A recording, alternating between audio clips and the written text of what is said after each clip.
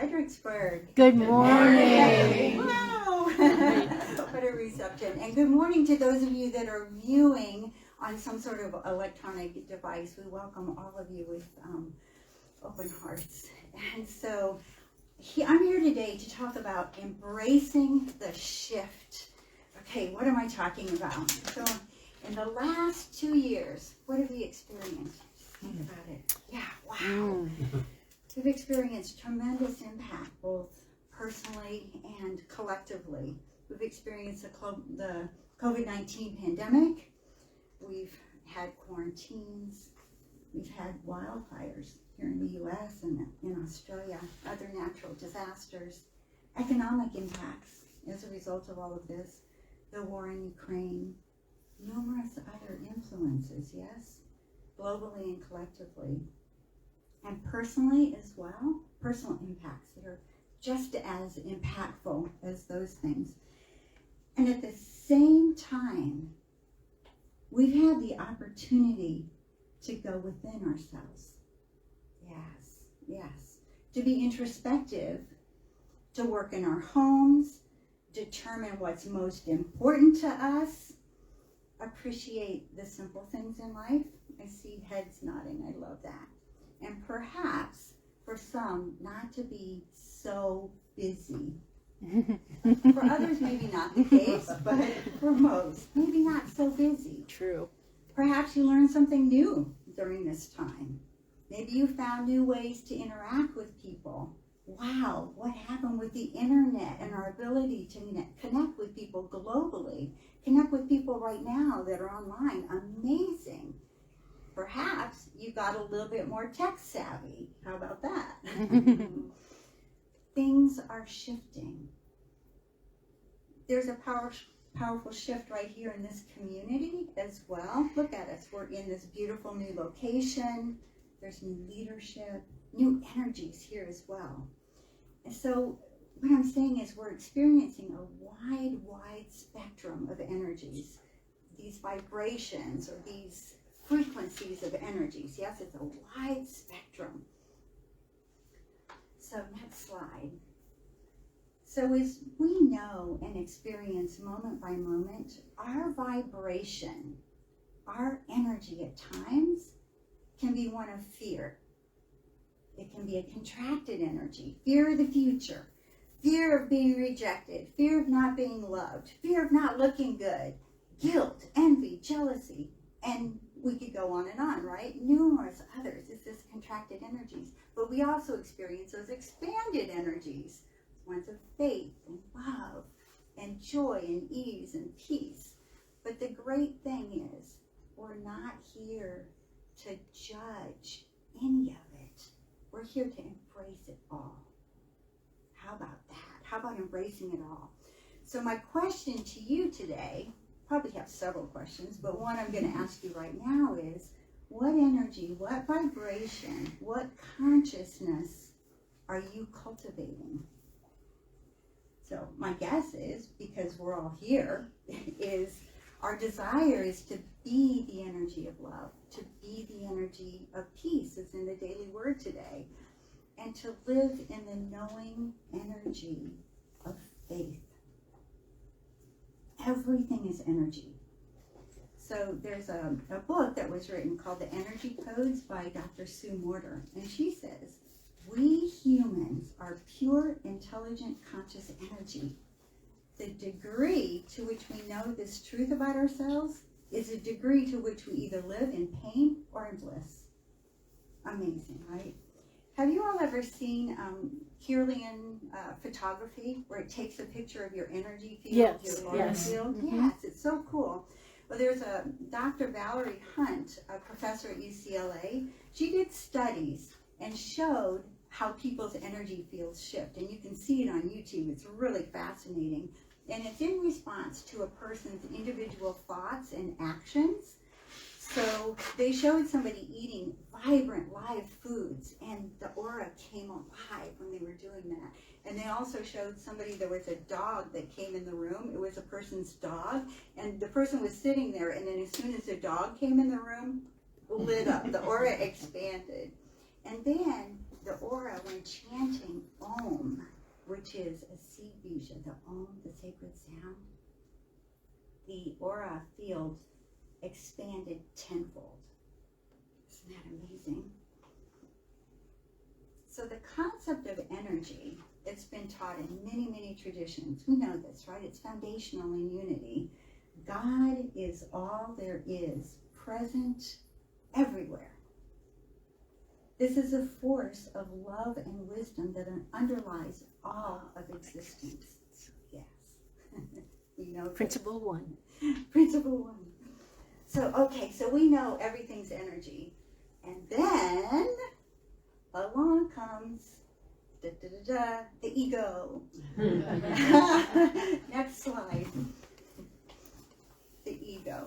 We love this. So I'm gonna kind of Yeah, walk you because through it's what this is. hard to see on It's hard to see. Okay. Well, On at live home, stream. probably. at home. Okay. So there are two concentric circles. There's an inner circle that says egoic nature, and then there's a larger circle that surrounds the whole thing. That's the soul. Okay. That's our divine self. So Excuse me. bless you. Sorry. Bless Allergies, I don't have COVID. you. So there are many, many interpretations of what is the ego. So I have had conversations with people about what it is and looked it up. So it's kind of confusing. What's the ego? But the ego is, best as I can tell, it's the aspect of us that comes from the belief that we're the body. We're this body. We're separate. We're apart. And in Kundalini yoga, yoga meaning union, the id is the identity that's based in the ego. And so this isn't a bad thing, okay? We want to have egos because the ego is the glue that holds the light of life in your physiology, all right? So oftentimes we think of ego as a negative thing, right? There's identification, though, with the ego, and that identification with the ego, you see on the left side here, can be what we were talking about, that fear-based. It has a survival identity to it.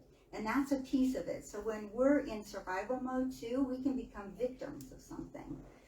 And in this mode, we see life is happening to us. Life is just happening to us and we don't have any impact on it. Right. And we feel that way sometimes, right? So we're completely unaware of ourselves as influencers or creators when we're in that mode. And then we begin to feel a sense of resignation about it. Gets better, right? But who here has experienced being a victim? I know I have many, many times, right? It's one of my life lessons. But another aspect of ego is it's all about me, right? And we've all been there too. It's all about me. So I'm going to expand this a little bit more into personality. So with the personality, there's a beautiful Her Holiness Saima, and she talks about the personality is the beliefs, the patterns, and the energies that we've taken on throughout our life, primarily in our early childhood. So beliefs, patterns, and energies. So we develop a personality. You can see my personality here, right? It's a personality. But the personality can be transformed. This is the good news, right? It can be transformed to express the expansive, love-based qualities of the soul instead of the contracted, fear-based energies. So you see, it's all down in here, but we can take this soul and we can begin to influence the personality so that what comes out and what gets manifest are the qualities of the soul. Her Holiness Saima says, you are not your mind, body, thoughts, or emotions. You're the one who's infinite, never dies, never takes birth, always is. The I am that I am, meaning I am boundaryless, pure consciousness, absolute. And the soul always exists in the state of unity consciousness and oneness with all that is. And we experience its divine qualities in the external world.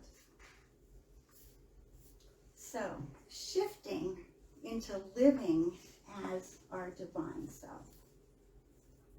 When we see ourselves as that pure, magnificent energy, and as a pure, magnificent energy being, it opens up possibilities for us. it opens up. We're not in that contracted space anymore. We've got possibilities. We move away from those fear-based stories and start living from the perspective of our true eternal nature as the divine, as a soul. And we begin to have choices. And then we can surrender our attachment. We have this attachment to our reactive patterns. We have the ability to live from our true power, consciously, actively creating our life as the divine, our Christed self. So there are some steps. So, I mean, there are many, many people in these days that are starting to be self-aware. We're becoming self-aware, but as we emerge out of this fear-based place and moving into our magnificence, we still, at times, we operate reactively. I know I do. I do it on a daily basis. You know, it kind of surprises me. I'm like, where the heck did that come from, right? So we react, but we can react sometimes from that place of inadequacy or reactionary emotion rather than from that creative place that I'm talking about. But we still see life. We see it in the dualistic, in good, bad. We put things in that good, bad place. We still see life largely as happening to us, but at least we believe there's something we can do about it. There's hope, right? There is hope, and something we can do about it at least some of the time. But instead of being a victim, however, we get the idea that something could change. We could be happier, could be healthier. And so we start to look at what can we do to make those changes happen. Hooray! So next slide. So, being a creator. This is a place of living as our divine self. And from this perspective, life's always unfolding and it's happening to serve our expansion. What a great way of looking at life. It's here to serve my expansion no matter what it is that's going on. And we can then, in that place, we can simply be with whatever's happening, right? So in the embodiment of our divinity, I really like this because this came from Dr. Sue Morter once again, and we've heard it said before, we're spiritual beings having an earthly or physical experience. Yes. You've heard this, yes. I love that. I'm going to shift this just a little bit, and I love what Dr. Sue Morter says about it.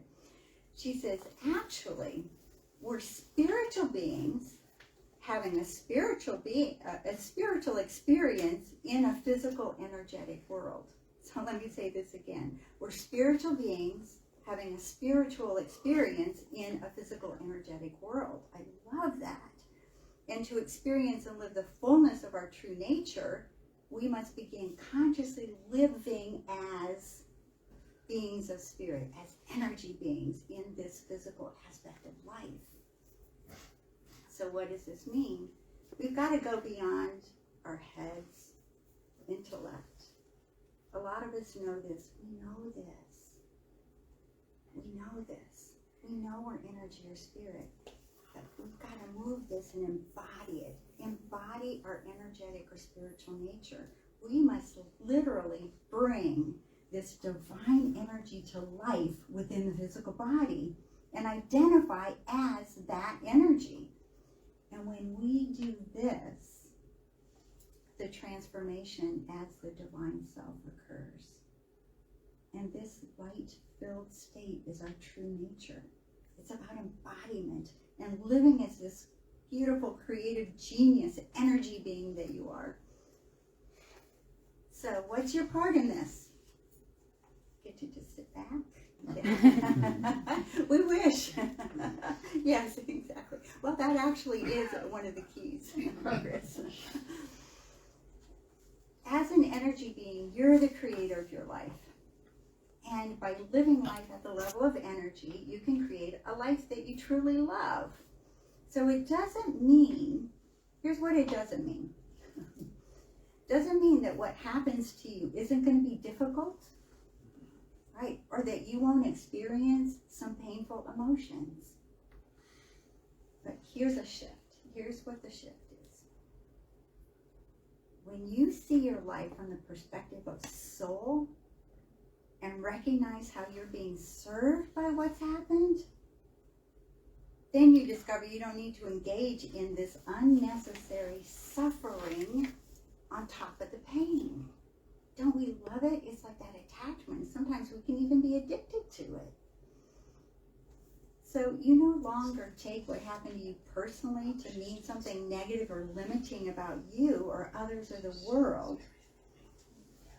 And you no longer live from the view that you're anything less than a powerful creator for whom life is kind and unfolding perfectly. And there's a monk that I love. His name's Dayananda Das. He's one of Simon's monks. And he says, embody the soul.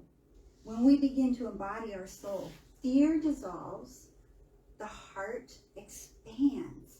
And in this space, it's possible to live in love within ourselves, with life, with all that is, as it is. Okay, next slide. So how are we going to get there?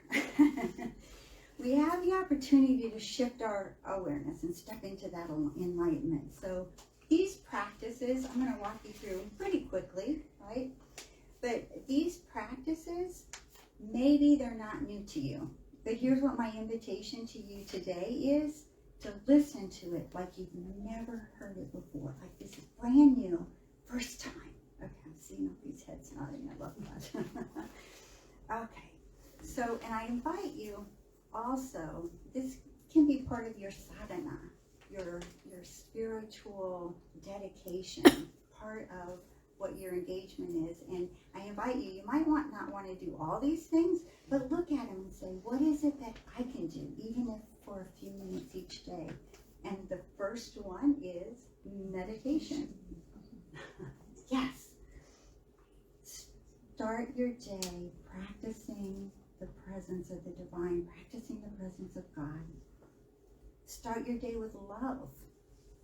Spend time each morning with yourself in quiet prayer, devotion, or meditation. And let those first interactions with yourself demonstrate your love. And with others too. Say, I love you to someone. Say, I love you to yourself. Make tea for someone. Write down a note, I love you. It's beginning each day in that consciousness of love, that energy, the vibration of love. And when you connect with that and start your day with love, then what about fear? Fear doesn't have any room.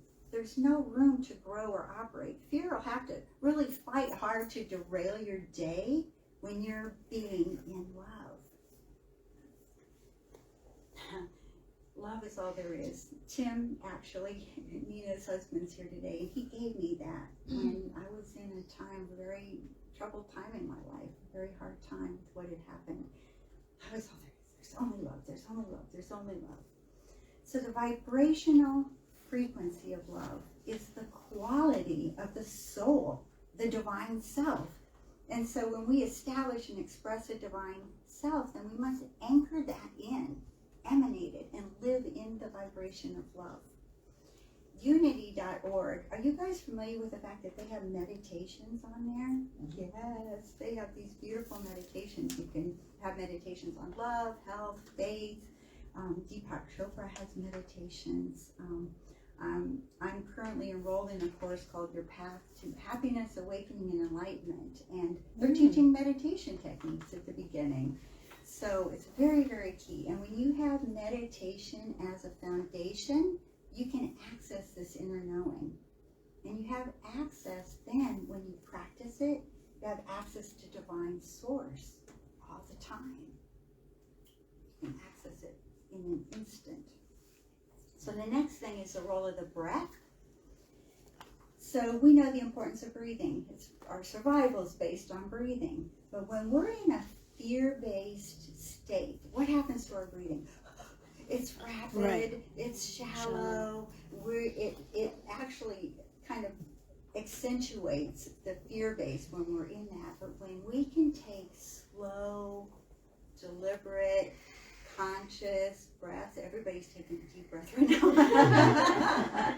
Take a slow, deliberate conscious breath, that automatically activates the parasympathetic nerves in our system and moves us into a state of calm and peace. We immediately do that. And so, and this, when it shifts us once again out of that survival state, that reactionary, into a place where then we can have choices and we can shift. No, I had water bottles. So another one is walking in nature.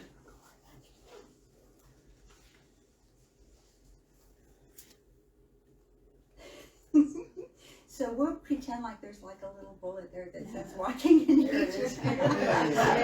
Yay! So in nature, you're more relaxed. If you're in a really wonderful place in nature, I would say that. But the energies in nature soothe us, they enliven us. Just get out, they shift us once again out of that survival mode into a place of peace. And when we walk in nature, then we can get grounded too. Sometimes it's good just to go out and like walk barefoot outside, you know, and be grounded in nature. And in this vibrational resonance of nature, we're supported in embodying the divine. It's all about this embodiment. Another one is to journal. And so sometimes when our ego is really speaking loudly to us, never happens to you, right?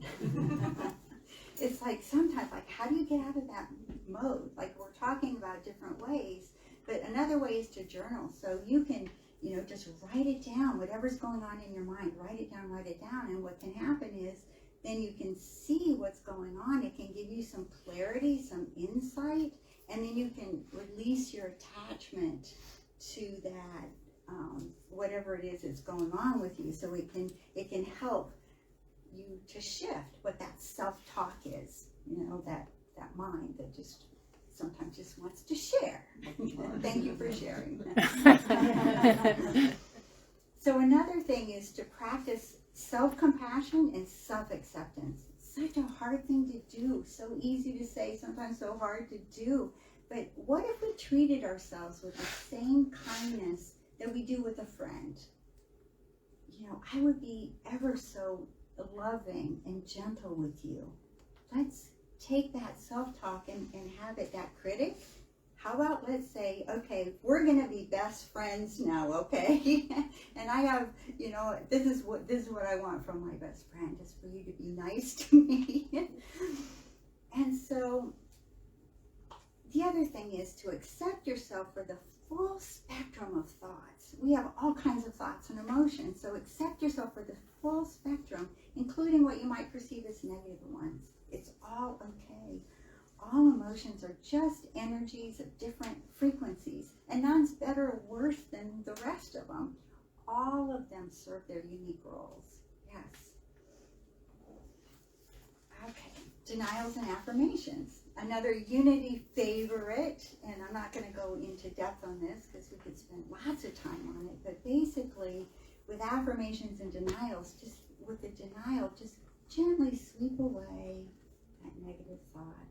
Say, okay, you can go this way, and then bring in a strong affirmation of truth, a strong affirmation. I am love. I am light. I am peace. So we can use, and that can change, changing your thoughts can change your life, yes? So another one is finding the lesson. So whatever it is that's happening, and when we're in the midst of it, oh my gosh, is it hard to find the lesson in it. It's like, no lesson for me here. I just want to be a victim. But finding the lesson in it is, I'm going to quote Tony Robbins here. And he says, the ability to look at obstacles as opportunities is a hallmark of great leaders and successful people. And when they give a poor presentation, they don't beat themselves up and say, I'm a failure. They take an objective stance. That didn't go well. What can I do better next time? That's a growth mindset, essential to move on from negative self-talk. And so that's an easy example, giving a talk and having it not going well and beating yourself up about it and shifting that thinking. But it's a little bit harder when it's your life and your circumstances and they're a bit more challenging. But it's an opportunity for us, yes, to look and say, what's the lesson in this for me? The nature of being here on planet Earth is to learn lessons. Did you sign up for that? I did. I said, yeah, give it to me. Yeah, all of it. So a couple more points, and then I'll conclude. One of them is faith. I want to talk about faith. So Charles Fillmore in his 12 Powers, Nina and I do a great 12 Powers meditation and have taught on the 12 Powers. Oh, Chris is going, yes, it's really great. Yes. Faith, We're ready. it's connected to the crown chakra. So Reverend Russ actually connected the 7 chakras and the 12 powers. So cool how they all connect together. So faith is at the crown chakra. It's a connection with the divine. And it's a deep inner knowing that that which is sought is already ours. And Guru Singh, who's my Kundalini yoga teacher, says, I love what he says about faith. It's not faith in something. Faith is a state. It's a state of knowing. And truthunity.net, if you haven't ever used that resource, is awesome for looking up metaphysical things. And the metaphysical meaning for faith is built up through denial of all doubt and fear and continuous affirmations of loyalty to the divine idea, the higher self. So, faith. And I love Nina yesterday mentioned the word grace. Love the word grace. There's also grace. And so finally, let's talk about gratitude. So when you're grateful, fear disappears and abundance appears. So Tony Robbins said that. There's no room for any negative emotions or self-talk in a heart that's filled with gratitude. So let's be grateful. So we express gratitude to model these divine vibrational frequencies of joy, love, appreciation, and presence. And eventually, we want to generate those for ourselves all the time. We're at choice. We have a choice. No matter what the circumstances are, we can exude the energy of gratitude. So, and lastly, let's live and be the embodiment of divine source. We are brilliant, light-filled souls, energy beings, loving, divine beings. We're awakening to our own magnificence. So let's embrace our lives, embrace the shift, and be the embodiment of the divine in expression.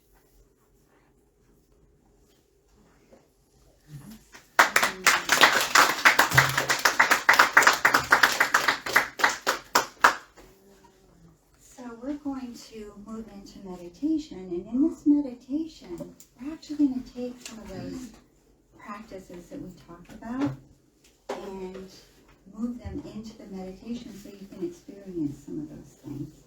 Sound like a good idea? Yes.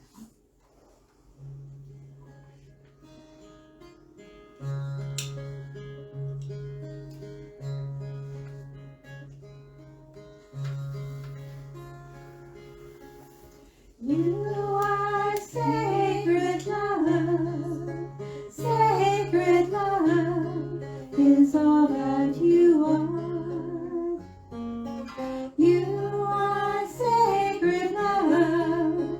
Sacred love is all that you are. You are sacred love. Sacred love is all that you are. You are sacred love. Sacred love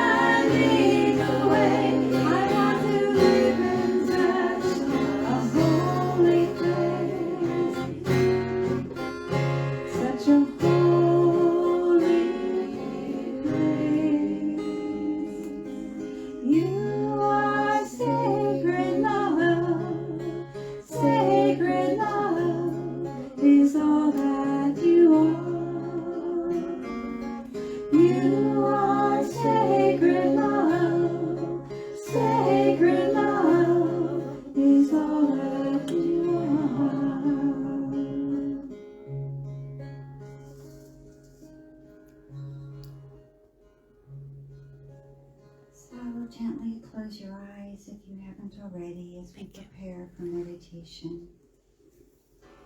Find a comfortable position. Place both feet comfortably on the floor. Relax. Let's take a deep, full breath into the belly. And exhale completely. And relax.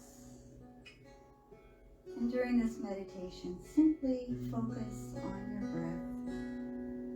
This will calm your mind and relax your body.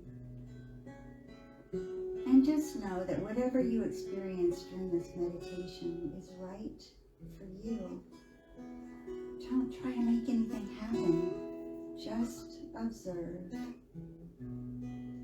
Your body will continue to relax as you meditate. Observe your breathing. Notice how your breath flows in and out. Make no effort to change your breathing in any way. Simply notice how your body breathes. Your body knows how much air it needs.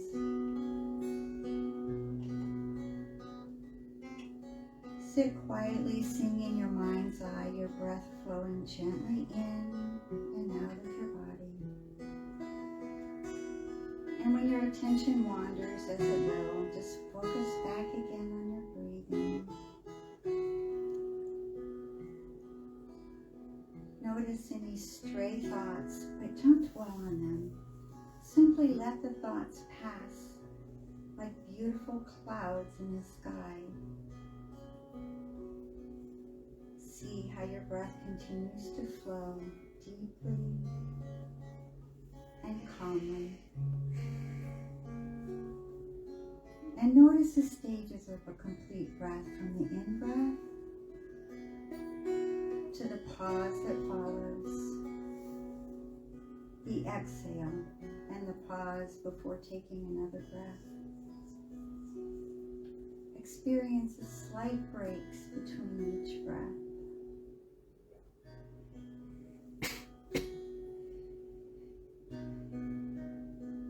We're now going to experience the sound of the breath. So hum, meaning I am that. And now as you inhale, chant quietly on the inhale, so. And as you exhale, chant quietly, hum. And chant this to yourself. Wait for the next breath, chant again, inhaling, so. Hum.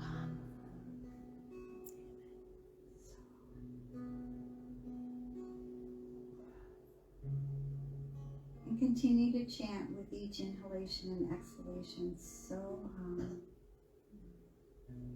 And notice how your body feels.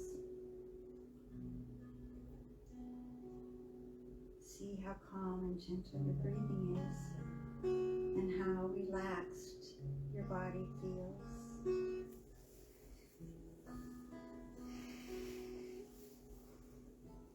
And continue to gently take deep breaths in, and as you exhale, relax even more.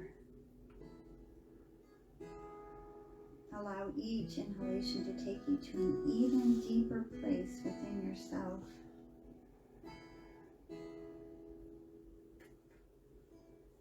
And now imagine yourself in nature. And as you do, you become even more relaxed. These energies in nature soothe and enliven us and support our most creative thinking. We experience the calmness, feeling revitalized and grounded in a beautiful expression of ourselves as the embodiment of the divine.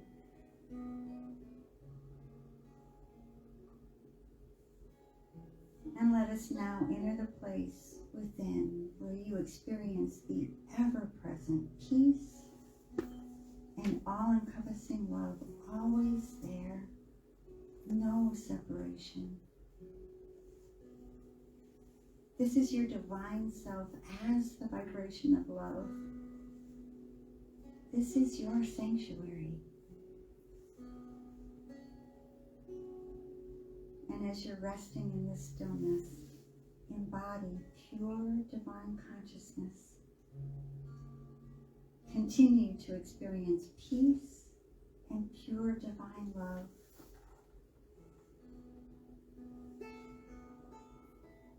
And know that your divine ideas and desires are here for you to accept them.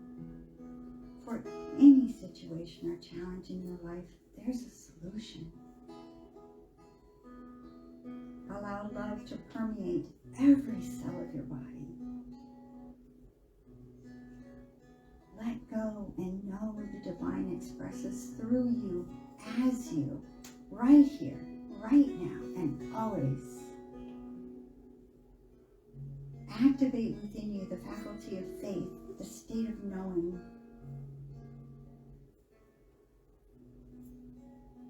And as we experience the stillness of this presence and this present moment, take a moment to listen, commune, and to simply be.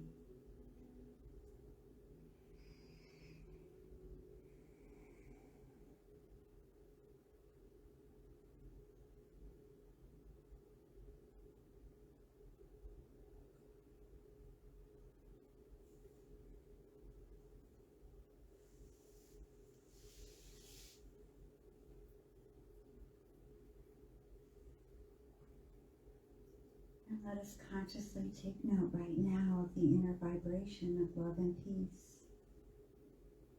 Express the glorious gratitude you feel. Let us remember and be this energy and vibration in the world with everyone we meet. May we be beacons of divine love and light, shining ever so brightly. And gently say to yourself, I am a brilliant, light-filled soul. I am a brilliant, light-filled soul, a loving divine being, awakening to my own magnificence, awakening to my own magnificence. And now it's time to gently and fully reawaken your body and mind. Keeping your eyes closed, notice the sounds around you, feel the floor beneath you, feel your clothes against your body, wiggle your fingers and toes, and shrug your shoulders.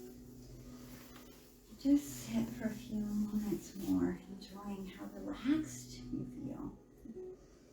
Experiencing your body reawaken, your mind returning to its usual level of alertness.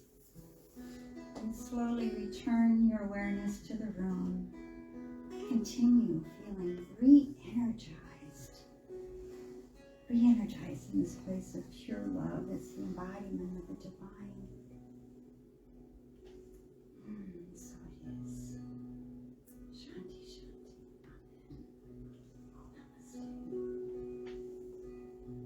And so let us continue with being the light through this song. We're going to start out more slowly and then rev it up. I am alive. I am alive. I am alive.